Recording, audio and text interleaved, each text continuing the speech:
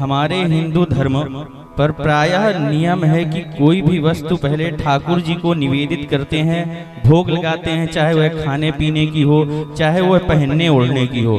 तो भगवान को भोग लगाने से क्या लाभ है?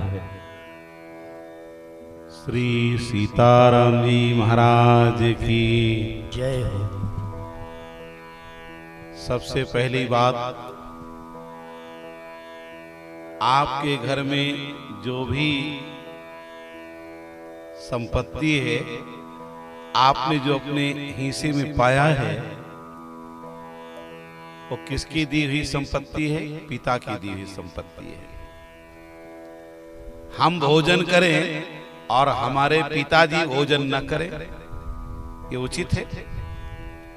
जिनका दिया हुआ उन्हीं को भोजन करने के लिए प्राप्त ना हो, तो ठाकुर जी तो हमारे परम पिता हैं। हम लोग जब भोजन बना लेते हैं, भोग बना लेते हैं, ठाकुर जी के सामने थाल ले जाते हैं और कहते क्या हैं? त्वदीयम वस्तु गोविंदम तुभ्यमेव समर्पय। आपकी दी हुई वस्तु आपको समर्पित है। एक बेटा अगर अपने पिता के द्वारा लाई हुई छोटी सी बनियान पहनता है तो 10 लोगों को दिखाता है कि हमारा बेटा हमारे लिए बनियान लेकर के आया है, हमारा बेटा हमारे लिए बनियान लेकर। ऐसे ठाकुर जी को भी लगता है कि हमारा भक्त हमें कितना प्रेम से खिला रहा है, कितनी सेवा कर रहा है।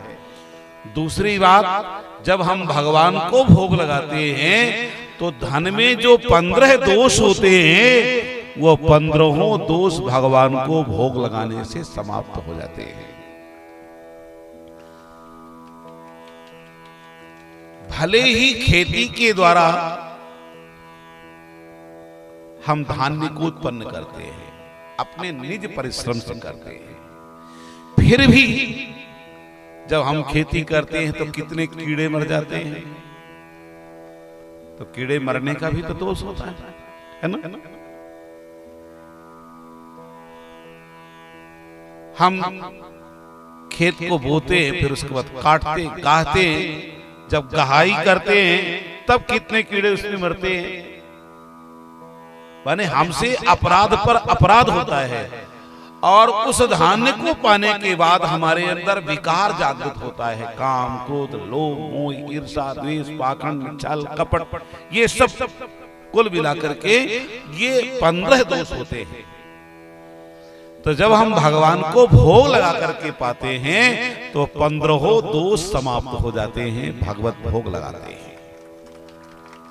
श्री तुम ही निवेदित भोजन करही, प्रभु प्रसाद पट भूषण धरहि।